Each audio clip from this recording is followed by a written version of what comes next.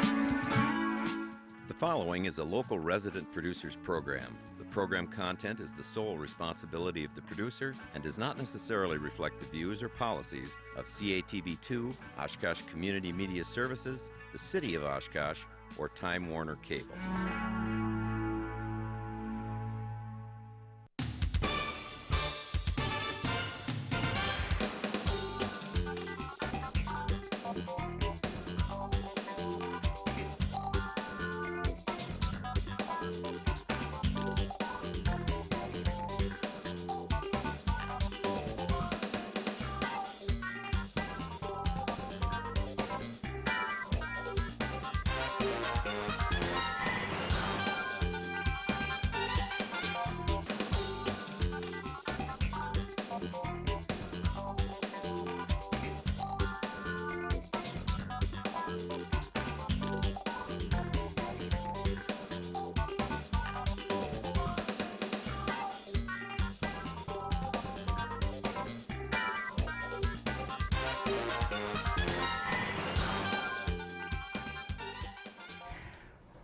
Hi everybody, welcome to Eye on Oshkosh. Cheryl, Hentz, and Dan Rylance here, and continuing with our interviews of the candidates who are seeking office in the upcoming spring election.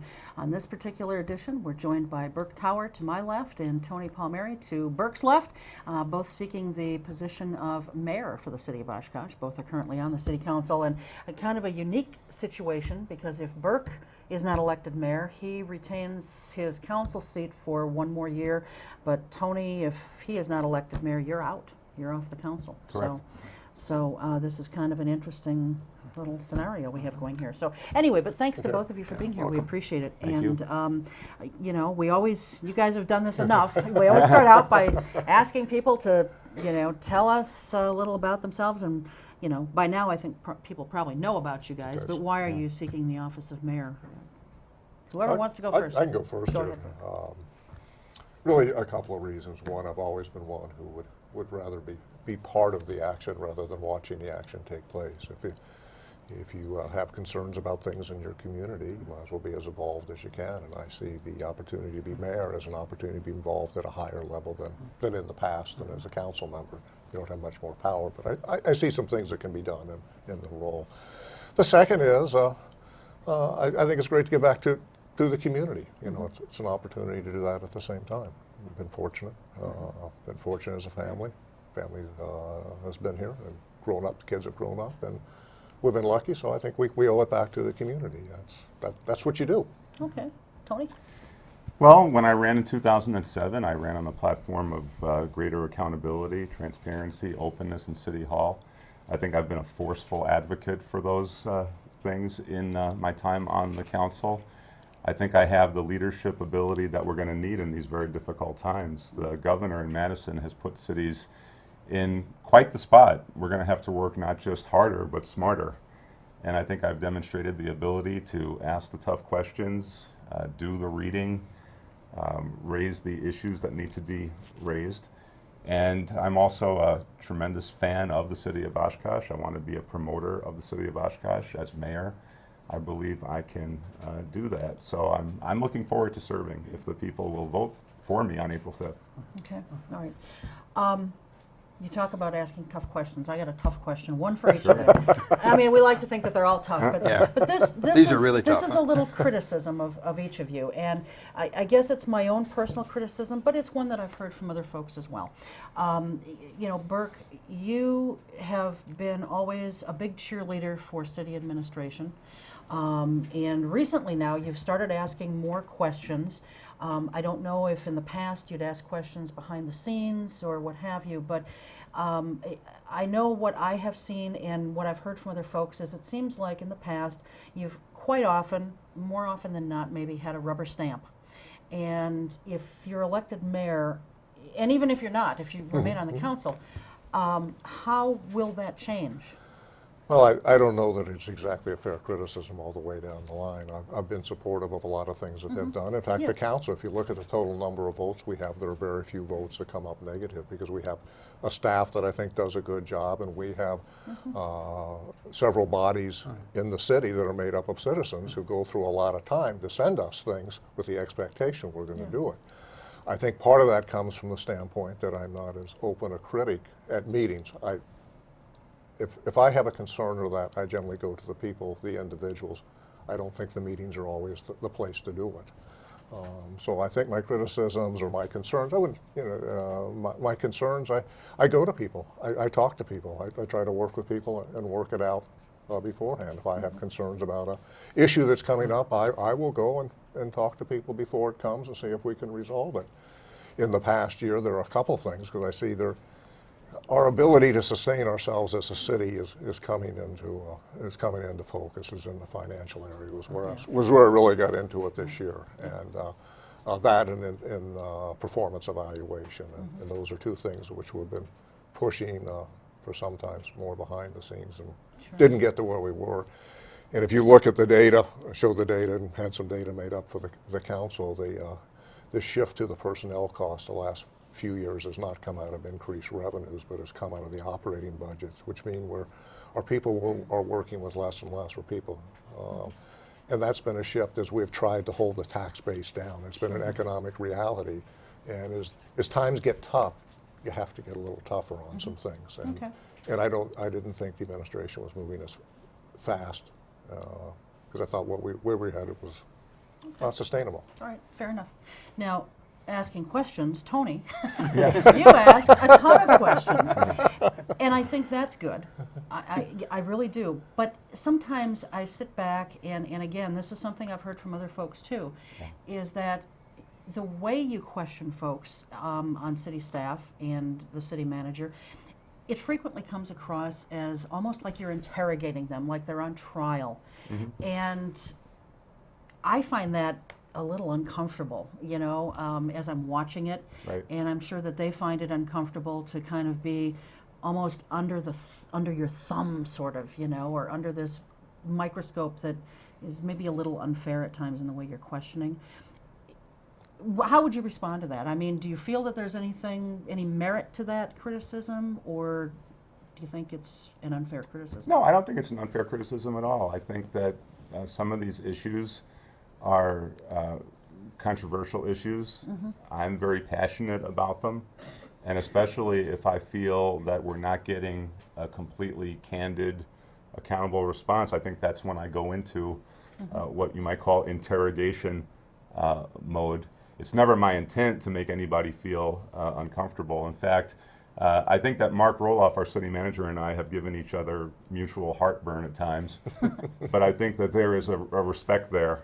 And I believe that the majority of people look at that and say he's trying to hold them accountable. But I would say that as mayor, and as Councilor Tower knows, the mayor is the last person to speak generally and does ask questions, but the mayor's bigger job at that meeting is to keep the meeting moving and to make sure everybody is heard. So while I will not lose the interrogation style, I think my role will change as mayor. Right. I watched the League of Women Voter forum with you two, and I was trying to get a sense about how you viewed the role of the mayor. Right. The old Bill Castle model of you run the meeting and appoint committee members, and that's all you do. You guys really expanded that on a lot of questions. So I have one in particular. On the question on City Center Hotel and the Pioneer Inn, you both said, boy, we've really got to get going on this. We got to jumpstart this. We really got to move. And I'm saying to myself, well, what are you guys going to do that Roloff isn't doing? Right. And if you were so hot to trot about it, why didn't you do something when you were on the council? Answers. Well, I can start Yeah. with that. I'm glad you mentioned Mr. Roloff. He's not elected. Right. He's an appointed city manager. If he were an elected executive, he would have to be moving on the Pioneer Okay. and on the city center. I don't think that the voters at large would tolerate the inaction that we've had. Okay. I think councilors, including Councilor Tower and I, have tried to move the city center and the Pioneer Inn forward. And the city manager has provided us with some information on what it would take to, say, condemn the Pioneer, given us some ideas on what we can do with the City Center Hotel. But I think, and I tried to get this across at the League Forum, the most important thing a mayor can do is keep it on the agenda and keep it on the public, in the public limelight, so that the community development director and the city manager cannot let it fade. Okay. and we have to make sure that we get some, I think, compelling reports that tell us what the alternatives are for what we can do. So I'll just try to keep it in the limelight and get some realistic proposals for it. Burk? You know, let me first of all respond to the first point you made about passion to stay on top of both of these. I'd indicated I love the Pioneer. I'd love to see it come back. Yeah. I think it's of second order now because I think it's going to be a much more difficult thing for us to be successful. Yeah. You put your time and effort where you think you can be successful, number one. I think city center, and I indicated city center is my priority in terms of that. Because I think city center has a lot to do with the downtown. We put a lot of money into the downtown. We have the convention center. I think we have some pieces where that could work under the right scenario. So I think there's potential for success, and I think we have to make that successful now. And I think there's a more limited opportunity.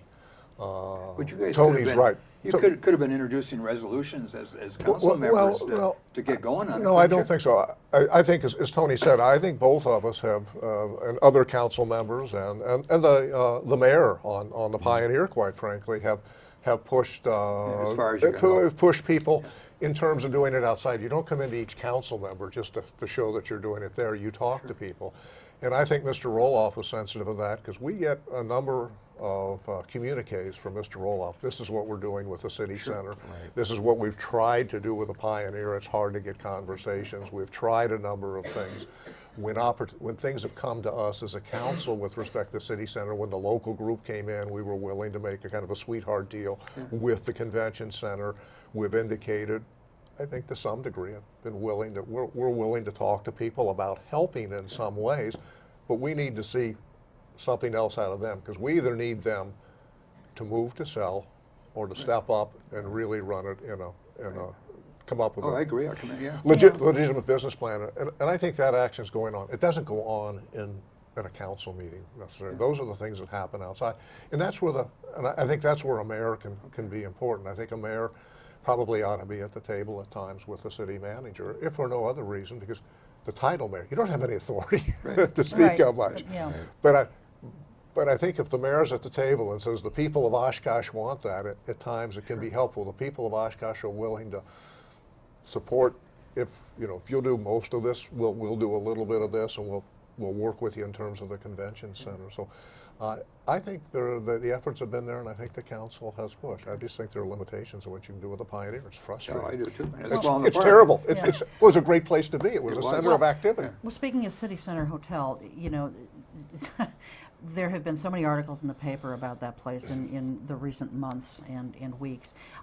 They are wanting apparently anywhere from $2 million to I think as much as $8 million in some kind of aid from the city, and the city manager doesn't feel that they've risen to the level of trust that we could give that to them.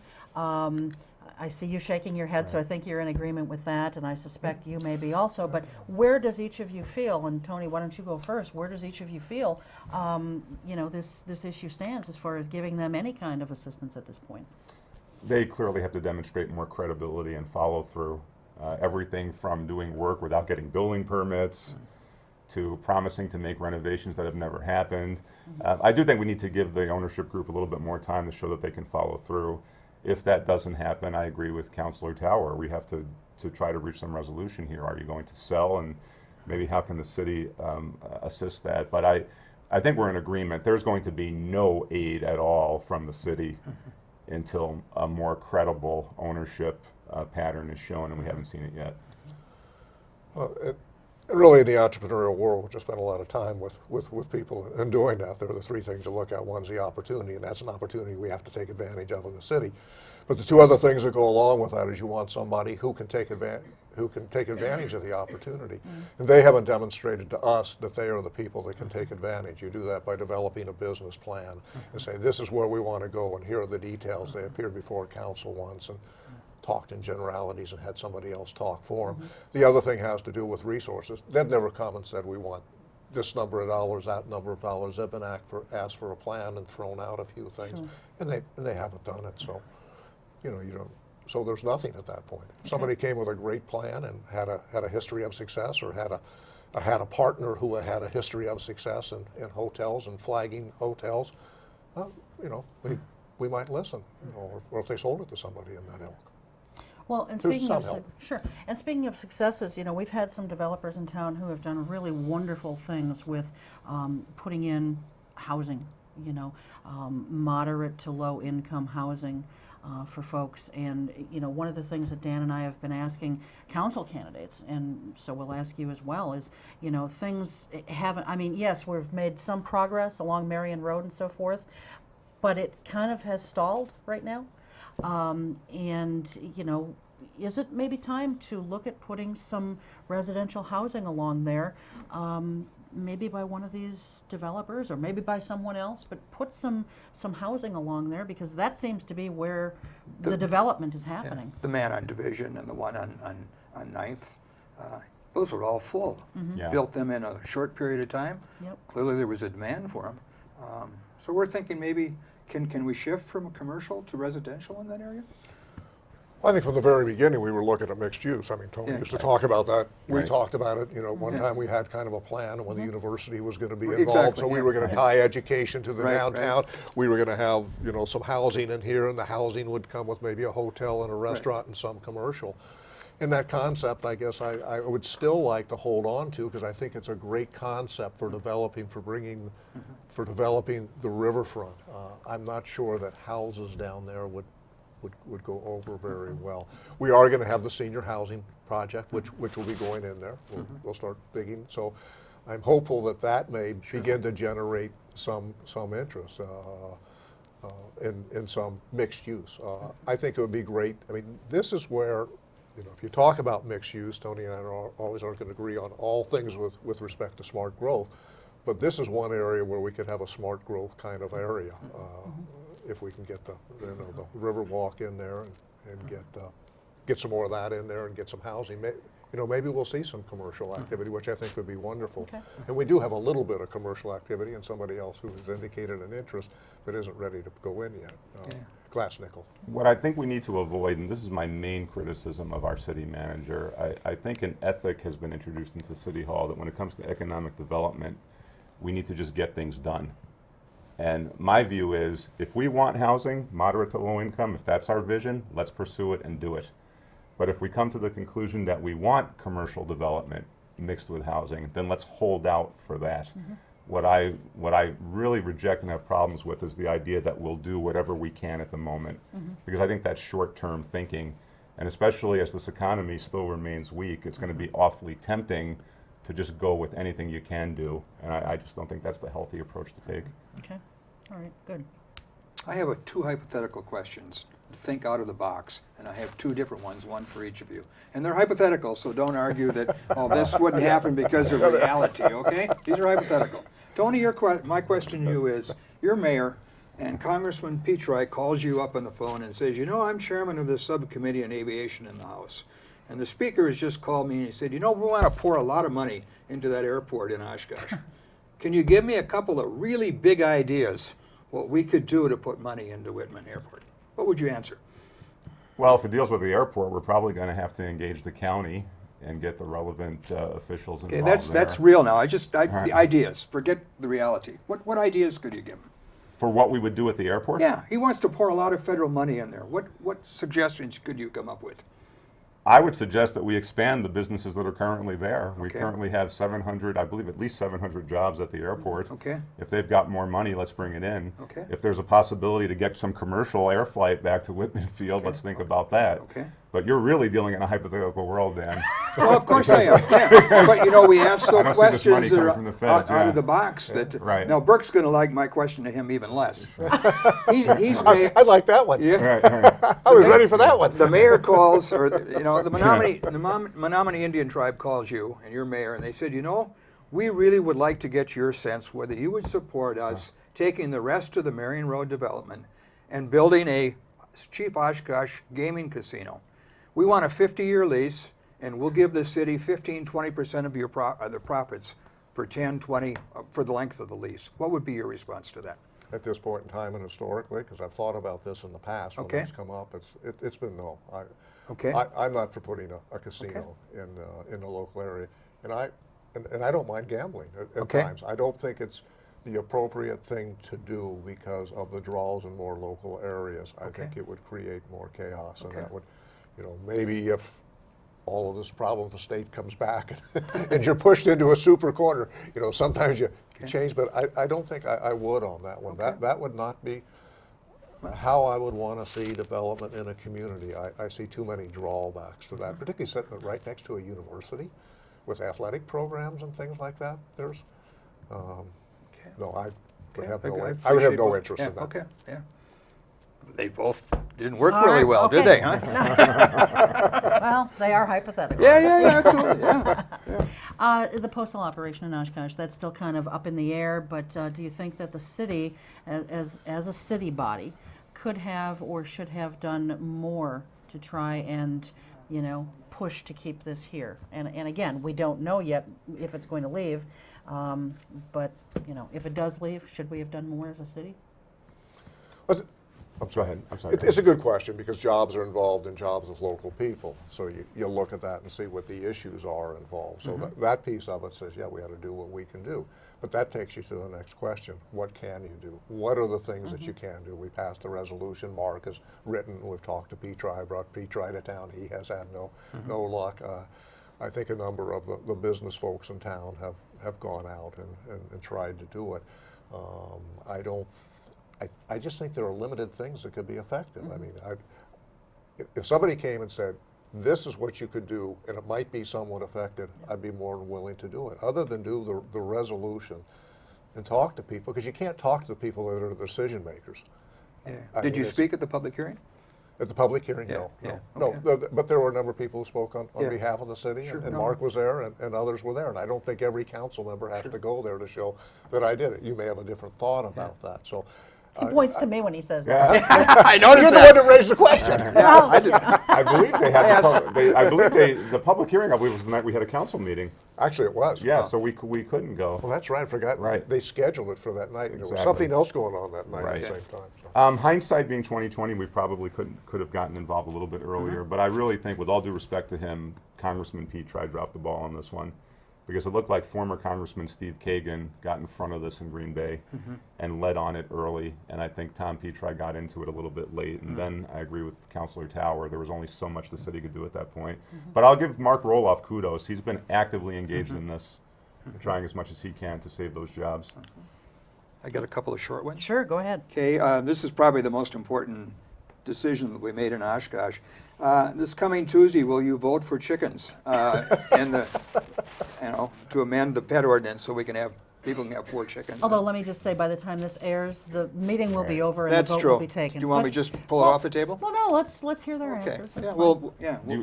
These yes or no questions? Yeah. Yes. Okay. Burk. I still haven't decided. Okay. It's not a major issue. No, it's not. It's a very important issue to a limited number of people, and it had a number of other things going on. I've looked at the material over the weekend. We'll be getting some more. I think that's input. a no vote. Question number 2, would you consider privatizing any city services to deal with the income problems in the 2012 budget? No. I would consider. I think everything comes on the table. Okay. Can I just expand on that? What's about... Dan. No, he wants yes or no. This is your yes or lightning no. round, right? Well, I was curious what he would consider. Would you favor privatizing. establishing a homeless and poverty city advisory committee? Yes. I think at a point, in terms of, I guess the answer would be yes. It was an advisory committee, not a position. Are you opposed to pulling the University of Madison away from the UW system? Strongly opposed. Okay, Burke? Strongly opposed. Okay. It will not be in our best interest, hopefully. Okay. One more? Sure, go ahead. All right. Oops, he wants to No, go. at some point here, before it's over, I need to make a point. Okay, we're going backwards. At the meeting on the Jess King's resolution to, support collective bargaining. Right. And Burke, this is more directed to you. You said 4 times in your response that you were going to vote for collective bargaining, but you said 4 times in a short speech, but this vote is not about the governor's budget repair bill. Does that mean you support the budget repair bill? No, it meant that I was willing to do a resolution focused on the other. I am supportive. I do not, there are aspects of it that I'm opposed to, aspects of it which I can go for, but I'm absolutely opposed to his attack on unions at that point. Okay. The reason I mentioned that is because we were speaking to the provisions having to do with collective bargaining, Okay. and a number of the speakers didn't even mention that. They talked about other aspects Okay, of the okay. bill and income, and I had to make that clear because we were not voting on a lot of what they were talking about, and a lot of them never spoke to what the provisions were on that particular thing. That was the reason Okay, that I wasn't sure. I said 'cause you that more kept, than one. You know, saying, Well- well, no, if it was a budget bill, I might be voting for it, is what I got. No. I'm against this. The budget bill, there are mixed things in there. There are a okay. number of things. Thank you. I did write a letter to Randy Hopper and Mike Ellis explaining what kind of reforms we do need of collective bargaining. And the League of Wisconsin Municipalities, which is a main advocate for cities, has an 8-point plan that goes further than I would, but it does do much to adjust local collective bargaining without eliminating it. In fact, it tries to strengthen it. Okay. I'm very disappointed that neither Ellis nor Hopper chose to respond, but I do think the budget repair bill is very bad for Oshkosh. Okay. Okay. What was the point you wanted to make? I said earlier in the show, you talked about that if I get elected, what will happen, and said this is a unique situation. It happened in the last time. It happened in the last election, and it happened as a result of this bizarre situation we set up. So I need to make that comment. Well, no, I realize the that, election, but the it was election the is unique about us too. situation with the two of you, where one will remain on if he's not elected, but the other one will be off. Right. And That was the uniqueness of And it. The second point, I just want to be clear that Yeah. we're in this to run for mayor at Right, this particular right, point in time. right. Okay, you talked a little bit earlier about the evaluation process for city manager, and you guys vary differently, I think, in how the process should be, how open the process should be. If you're elected mayor, what will the process be for A, evaluating, and B, making that evaluation public? Well, it is the deputy mayor's responsibility for facilitating the evaluation. We will have a new deputy mayor after April. Jessica King was able to get a resolution passed at the council that essentially locks the evaluation into our strategic planning, so that the main criterion for evaluating Mr. Roloff will be how well he's meeting that strategic plan. I'm not opposed to that. I did think that that resolution did lock in the council to one procedure, and the deputy mayor in place may not want it. But I will work very closely with whoever the deputy mayor is to make sure whatever we do is rigorous, fair, and maximally transparent. Okay, Burk? Okay, yeah, I think we've seen some compromise on this in the last 2 years because we were far apart, but part of it had to do with the way we were doing the evaluation. And we did change some of the evaluation process, and I think the council came more together. It was interesting this year that nobody was interested in the results of the survey this year, in the results of what we did. We changed some of the things in process. We went through it last year, and there's a lot of Surprise. criticism, and nobody ever raised a question about it this Yeah. year, which was one of the more interesting phenomena. But I think I moved more towards more transparency and personnel things in the past. I've been more private. Okay.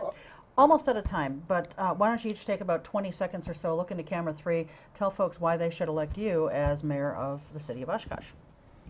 I don't care who goes first. I'll go first. I'm Tony Palmeri. I'm asking for your vote for mayor on April 5th. I've been a strong advocate for openness, transparency, accountability, working hard for working families, and working families need a strong advocate in that mayor's chair. So I'm looking for your vote and hoping for your vote on April 5th. Thank you. I would thank the citizens of Oshkosh for giving me the privilege of being on the council for 7 years. I think I've always done my homework.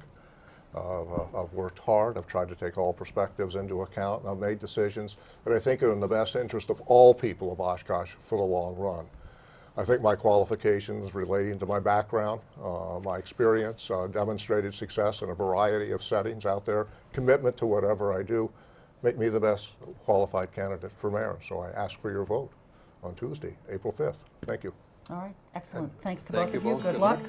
Just sit tight. We're going to take a short break. When we come back, we'll be joined by Edmund Jelinski, candidate for Branch 6 in the Winnebago County Circuit Court System. We'll be right back. All right. Thank you both. Yeah, good luck. Thank you. Good luck. Thank you. Good luck.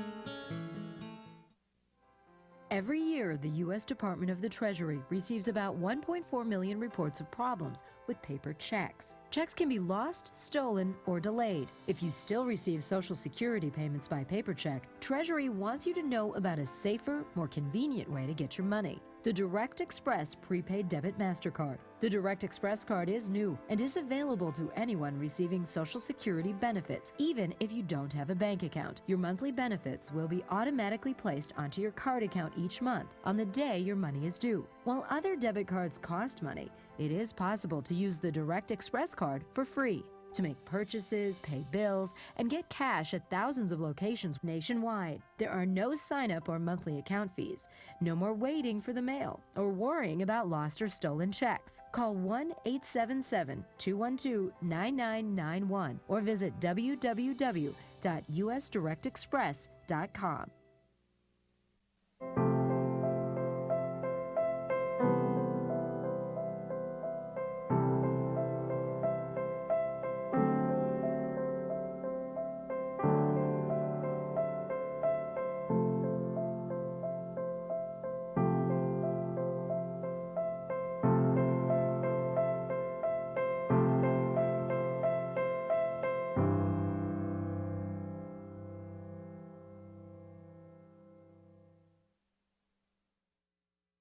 And welcome back to the second half of Eye on Oshkosh. Edmund Jelinski is joining us now.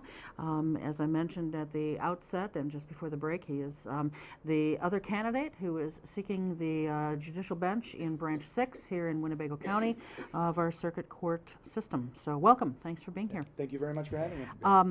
You've been here before when you've been running for have. This office is old home and for for me, other yes. things, so you know the drill. We always start out by asking folks to tell us a little about themselves and why they're running. So why do you want to be judge? And Well, I appreciate the opportunity, Cheryl. I was born and raised in Neenah, Wisconsin. Went to Madison for my undergraduate degree, went to Marquette University for my law degree, came back to Winnebago County and started in the district attorney's office. I was a prosecutor for the district attorney, did the domestic abuse investigation and prosecution unit, and handled a felony caseload as well. I left there in 2002. Went into private practice and now have a general practice that includes small business representation, real estate, family law, probate, defense, civil litigation, and a little bit of tort law in there as well. Just about everything you can do as a private attorney without getting into the awfulness of being a tax attorney. So my practice is primarily a trial practice, spend a lot of time in court, enjoy being there. I'm also a condemnation commissioner for the county, dealing with the condemnation of land and values of land when those issues come into dispute. And I have been a volunteer leader at the Boys and Girls Brigade in Neenah for 22 years this year, helping out the youth of the community. It's one of my private passions. So I'm also married. My wife Shannon would kill me if I didn't say so. Married to my lovely wife Shannon. Our son August is 2.5 and at home with Grandma and Grandpa. all right, excellent. Go ahead. Most of the candidates that I've interviewed since I've been on this show have come from the prosecutor side of the business. And I'm just give you a chance. I would really like to have judges have a lot of defense experience. Tell me how you think that's an attribute to be judge. Well, I don't think that, my personal opinion, having done both criminal defense and prosecution, is that it's not so much whether you're a defense attorney or whether you're a prosecutor, but it's the frame of mind that you have when you're in the courtroom. It's the trial experience that you get. People who practice criminal law to a large degree have a lot of trial practice. They do a lot of trial work, a lot of evidentiary work. They're very familiar with the courtroom. And if you have a chance to be both a prosecutor and a defense attorney, you understand the tension between keeping the community safe and making sure that people who damage the community are punished appropriately, and the constitutional due process rights of individuals. And the community, I think, tends to elect prosecutors because they think that they will keep the community safe. And by and large, they do, and that's very true. The problem with people who have been only prosecutors is that they tend to want a short-circuit due process. And somebody who's practiced criminal defense for a long time understands very clearly that if the person who's arrested for possession of marijuana can have their due process rights taken away today, Tomorrow they can take yours away. And the purpose of the Constitution is to protect the citizens from overreach and overpower of the government. And so having both of those balanced perspectives, I think, is good. But it's primarily the trial experience in criminal law, and then the case law experience when you practice civil law. I think having a good balance for a judge. You know, some of the finest judges in the county that we've had, Judge Hazy, for instance, come from a civil background. They understand the civil background in the civil cases and the due process from that standpoint. So I think having a good mix of judges is a good idea. Okay. In your website, you mention the Constitution. Yes. You say that the Constitution for you is the most important thing because it really safeguards the people. What can you do as a judge to follow that idealism about the Constitution? The Constitution, and without getting too philosophical, the Constitution in the United States of America is the social contract between the people and their government. If we don't have a government, we have chaos. But at the same time, the basic purpose of every government in the world is to accrue power unto itself. And power corrupts. The Constitution sets up a framework and a balance so that the government cannot accrue too much power and take it away from the people. The judge, whether it's at the state level or it's at the appellate level or it's at the federal level, is the single person between the power of the government and the individual. If you don't like what your governor is doing, if you don't like what your councilman is doing, if you don't like what your town chairman is doing, and you think that they're violating your rights as a citizen, that judge is the gateway. That judge is the person who looks at the Constitution, knows the law, and can protect the citizens. We have made the judiciary in this country an incredibly important facet. You know, there are judges, for instance, the judges in Pakistan. The government was able to just remove the judges in Pakistan, and the bar in Pakistan went crazy. It was part of the riots from 2 or 3 years ago because they just summarily removed the judges. This is one of the few countries in the world. You cannot do that. The judges have, I think, one of the most important roles, and that is we protect the Constitution because the Constitution limits the power of the government and keeps the society free and ordered. Can you touch a couple of serious challenges to the Constitution that are around today, contemporary issues that you think are really challenging that idealism about the Constitution? Well, I think there are two modern issues with the Constitution that I think one of them everybody knows about, the other one I think is more subtle and within the legal community. Is the Constitution a living document that judges have the power to change by way of their decision-making and rule-making authority, or is the Constitution a static document that judges do not have the power to change, that can only be changed through the amendment process through the legislature and the states? And that constant tension has come, I think, in large part in the 20th century, and it's rolling into the 21st century. But with the war in court and with the civil rights legislation that came out and Brown versus Board of Education, and then Griswold and Roe v. Wade and Casey and the abortion issue, those are the things that began to drive the argument. And certainly, from a political standpoint, on the Supreme Court of the state of Wisconsin, on the Supreme Court of the United States, that's always the single major question. Are you a judge who believes that you can change the Constitution because you're a judge, or are you a judge that believes that the Constitution can only be changed by the legislature? Okay. The reality, I believe, is somewhere in the middle. Sometimes case law changes and evolves over time, and sometimes a change should duly be left to the legislature to decide by amending the Constitution. The other subtle one is due process and civil rights. How do due process and civil rights change over time in terms of how we treat when is a search warrant necessary, when is a search warrant not necessary, when does the Fourth Amendment apply, when does it not apply? And that subtly changes over time within the states and at the federal level. Okay. Thank you. Go ahead. If elected, EJ, and you were in charge of setting up the prioritization as to what cases are heard and in what order, how would you, I guess, apportion the court calendar when it comes to civil cases and criminal cases? How, give us some sense of how you would set up the scheduling for something like that.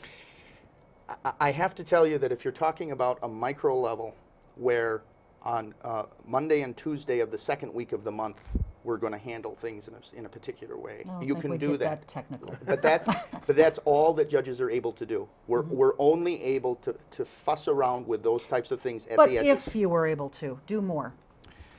I can't even be hypothetical about it because there are statutory requirements and due process requirements both in civil cases, in Chapter 55 civil commitment cases, in guardianships, and in juvenile cases. You must file an arraignment you must file an information within 30 days of the preliminary hearing. You must have a preliminary hearing within 10 days if the defendant is in custody. You must have a preliminary hearing within 20 days if the defendant is not in custody. You must have there are time limits all over the place that are set by case law and that are set by statute. The judges are bound by those. Okay, it was a hypothetical That's- question. yeah. but I'm that's sorry fine. about that. I'm I sorry. had trouble with those and another. The judges, Yeah. the judges are stuck in their scheduling. Okay, It's why all it's right. such a mess. All right. Do you think the composition of juries today adequately and fairly reflects society as a whole? Yes, certainly in the experience that I've had in practicing in 22 out of the 22 out of the 72 counties in the state of Wisconsin. The jury selection, in the process that it's done, it's generally random. You generally have a good mixture. You generally have a reflection of both the gender of the population and of the racial makeup of the population, depending on the county. And if you have a good judge and you have good attorneys voir direing that jury, you make sure that you get people, you make sure that you explore people's biases. Voir direing the jury isn't to find a neutral jury that has no opinion about anything. It's to find a jury that has adequately expressed what its biases or what its leanings are, the individuals, and have agreed that they can set those aside for the purposes of the trial, and you're comfortable that they can do that. Okay. And I think by and large in Winnebago County, we do a pretty good job with our juries. I haven't had a jury trial in 3 years where I haven't agreed with the verdict at the end when all of the evidence was in. I haven't had a trial yet where I've just been angry with the jury. They found for the plaintiff or the defendant when they should have. What do you consider to be the greatest obstacle to a fair trial in our county, if there is one?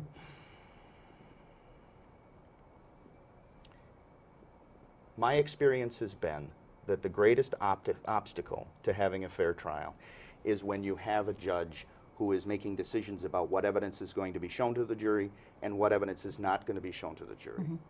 And that judge doesn't understand what the rules of evidence are. Because this is a trial that doesn't involve something that they had when they were in private practice, because they're lazy, because they're tired, because they have a particular bias towards a defendant, not because they personally know them, but they've developed a preconceived notion. That's the most difficult thing. When you know that that piece of evidence should be kept in or should be taken out based on evidentiary rulings, and it's not allowed or it is allowed in, and you know that it's wrong, and you know that the only reason that happened is because that judge just flat out didn't care and made a mistake and just punted. That's the most troubling thing, because the juries never know until the end. They never know. No, that's fair. Hypothetical. Oh, God. Are there situations where you're up there in front and one of the lawyers, maybe a public defendant, or it's just absolutely blown it? I mean, he's unprepared. His client isn't going to get a fair shake. Can you do anything as a judge? Yes, certainly you can, I think. If that attorney is acting in such a fashion that the due process rights of that defendant are actually being put in jeopardy, I think the judge does have an obligation to step in. I don't know that the judge has an obligation to step in. There are more subtle ways. Okay. The judge can talk to the attorney on the side. The judge can have a conference with both counsel. You have to be very careful about doing ex parte conversations, but most of the time it gets caught. And when you're talking about, I have to say, in the private bar, when you're talking about an attorney that's not doing a good job or is incompetent, generally they either get referred by other members of the bar to the Office of Lawyer Regulation and they end up getting suspended or losing their license, or there is a level of incompetence because the attorney's a younger attorney who doesn't know and is just starting out, and they will make mistakes. And there's opportunities to correct that. There's self-correcting things within the system. Now, a judge stepping in the middle of a hearing and saying, "Oh, you're not doing a good job for your client, I think you need to go," that's completely inappropriate. But You could do a mistrial. No. Well, and you often do. Okay. I mean, you have experienced prosecutors who will slip up and let juries know that this is a fourth offense OWI rather than, I mean, it happens all the time. Sure. And then you have to declare a mistrial. Yeah. Can I just follow Yeah, up on do it, something yeah. that EJ said? You mentioned the Office of Lawyer Yeah. Regulation. Do you think that as a, I'm going to call them a governing body over lawyers, for lack of a better word, do you think that they do a fair job? Nope. Okay. My experience with the Office of Lawyer Regulation has been poor. Individual contacts with people within the Office of Lawyer Regulation, I think that they're good, but they do not have the resources and they do not have the time to adequately investigate cases of misconduct and deal with it in an appropriate way. If a lawyer has fooled around with money in his or her trust account and you can verify it and get the bank records and it's nice and clean cut, they can handle it. If it's Joe Paulus, they have no idea what to do with it and they throw up their hands. Okay. All right. Well, that's not a very good system then. That's a big, big, big problem. Okay. So what do we do to change that, to improve it and make it better? Well, the Supreme Court regulates Right. the Office of Lawyer Regulation to a large degree, and it is not a matter of competence, it's a matter of resources, and there just hasn't been enough directed towards it. The question for me ultimately is, and I get into trouble with my fellow attorneys on this, should we be allowed to continue to police ourselves? Because that's essentially what we do. The Office of Lawyer Regulation is lawyers overseeing lawyers, and the regulations are designed by lawyers for lawyers. I don't know that that's necessarily such a good system. Maybe an independent examination system would be better. There are lawyers out there with felonies. There are lawyers out there who've been disbarred, who have been suspended numerous times, who are still practicing law. And we in the system all know Who they are. But what can you do about it? I think we either need to put more resources into the Office of Lawyer Regulation, or it needs to be an independent governing body.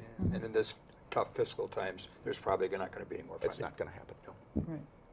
What do you think are some of the root causes of so many juvenile crimes being committed, and what can we do as either judges or as a society as a whole to try and reduce that, so that we nip these problems in the bud when these kids are still kids?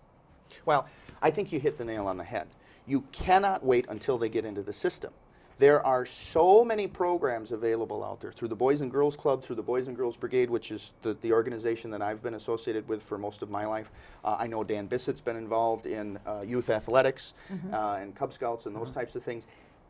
I believe very passionately that you must present a positive role model to kids. You've got to get out there and get them while they're young and inculcate them into a positive, meaningful lifestyle.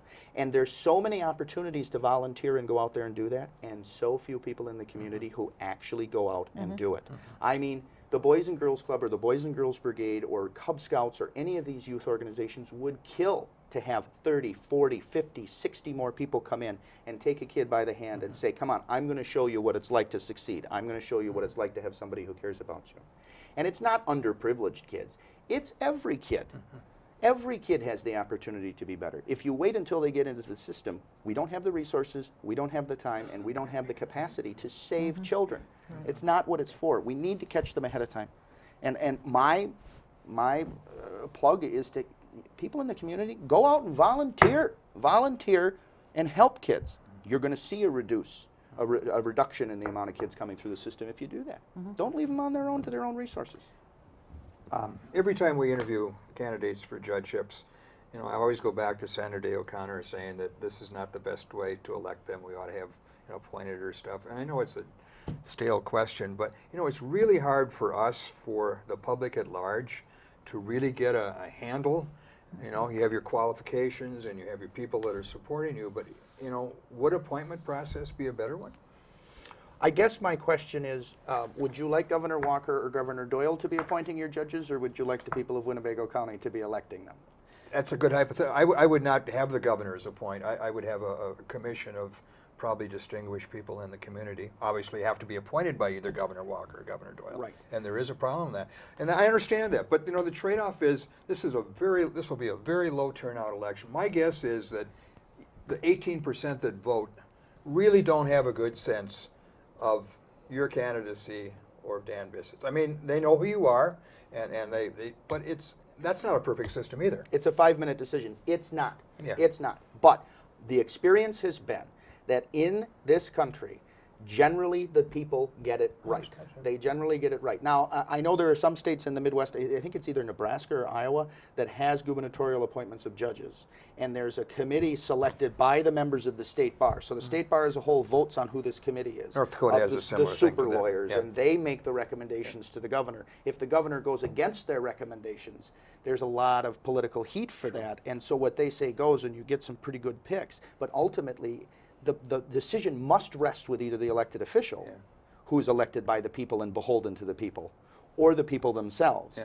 And so I don't disagree with Justice O'Connor's opinion on things, but trying to take the politics out of elections, it's not going to happen. Yeah, that's a fair answer. But I do struggle with that because it's a, you know, I really don't know, you know, and I have to ask you questions and I'm really limited as to what I can ask. My question is, why can't the Democrats and Republicans run in the spring once in a while and let us poor folks run in the fall so we don't have to stick the signs in the snowbanks? That's a Let good us point. run in October And and have November. maybe a 40-50% turnout rather than 50%, Exactly, right? exactly. Yeah. Much more coverage. that's exactly. democracy. That's right. Yeah. That's yeah. true. You know, we've been talking about the war on drugs for years. It goes back all the way to the Reagans, you know, and Ronald Reagan being in the White House. But do you think that we've really been effective in the war on drugs or not? No, I don't think the war on drugs is effective. The question is, what's your alternative? Have we reduced the amount of drugs coming into this country? Have we reduced the power to the cartels in Mexico? And have we reduced the amount of drug-related crimes in the state or the country? Nope, not at all. And yet we are spending millions, nationwide we're spending billions of dollars. The question is, are we throwing it down a hole, or are we doing the best we possibly can with the limited resources we have? Would it be better to legalize drugs and just let the system work? I don't know that that would be any better a solution than what we have now. In fact, it might make things significantly worse. You know, the problem that we've got, and the reason that I think the war on drugs sells very well, and the reason that we're kind of stuck in continuing forward with it, is because it's not the drugs, it's the crime that comes along with the drugs. And you can't ignore that. You can't ignore the drug-seeking behaviors that lead to thefts and to burglaries and to batteries and to all of these other things that addiction brings on.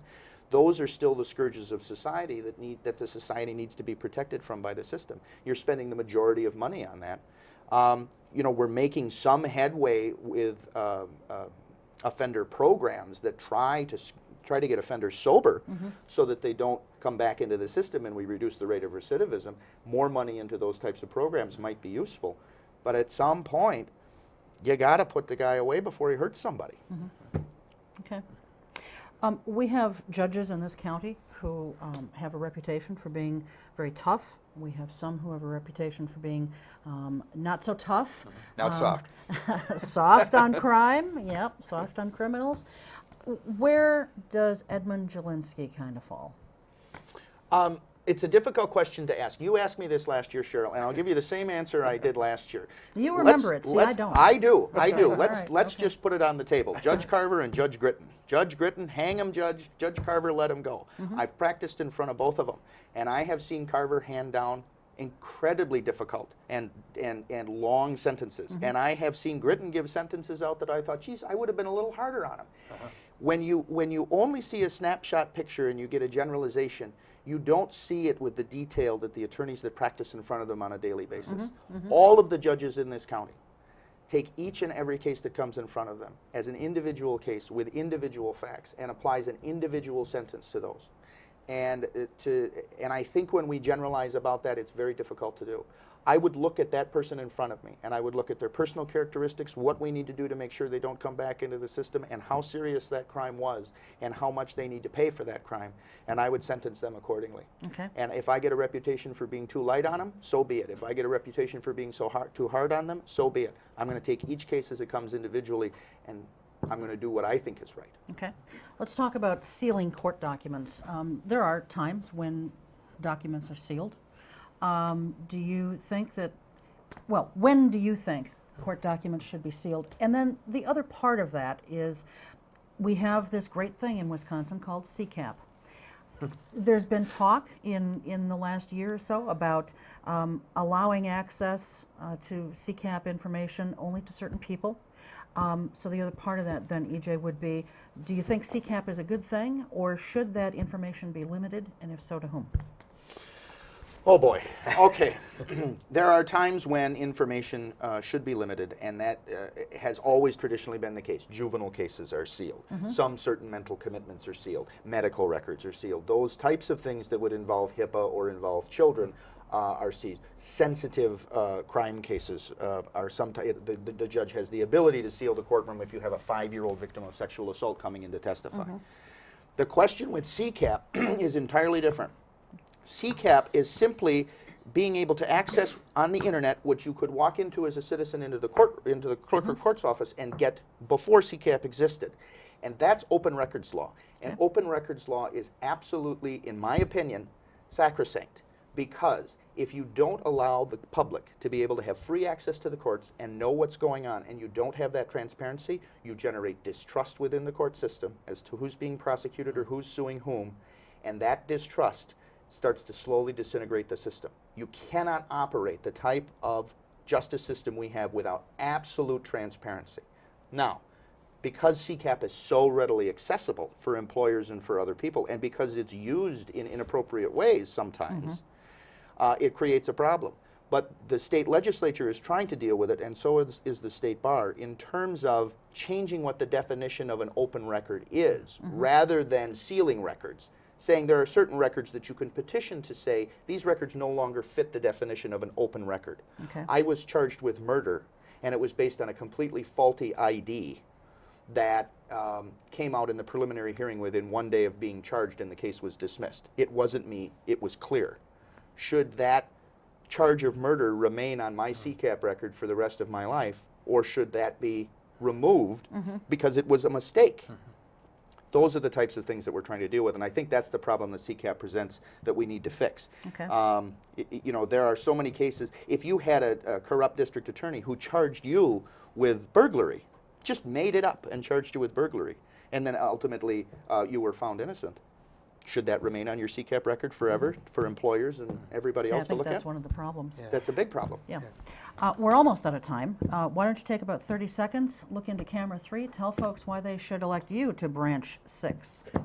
I'd just like to say to the folks in Winnebago County, I appreciate the opportunity to run, and I appreciate the opportunity that I would get to serve as branch 6 judge for Winnebago County. I hope that you come out and vote. If you come out and vote for me or you vote for Dan Bissett, please come out and vote. 9,300 people out of 157,000 voted in the spring primary. And this is the election where you elect the people that are closest to you, your alderman, your school board, your supervisor, judges, people who live next door to you that impact your lives. Please, please come out and vote. Whether you vote for me or vote for Dan, come out and vote. Thanks for your time. All right, well, you just stole my close. Sorry. I was going to tell people it's an important election. He wrapped it up. But you know what? I'll add one thing to what you just said. If you can't get to the polls on April 5th, for whatever reason, you can vote early. Just call your city clerk or your town clerk, whatever situation you may have, and they can help you to be able to vote absentee. Absentee. So anyway, but yes, the main thing is to vote. You bet. Absolutely. Hey. That's going to do it for us. Good luck to you. Good. Thank you. And, Thank you. thanks, Nice to meet you. Thanks to all of our guests this show, Burk Tower and Tony Palmeri and EJ Jelinski. Thanks to the crew.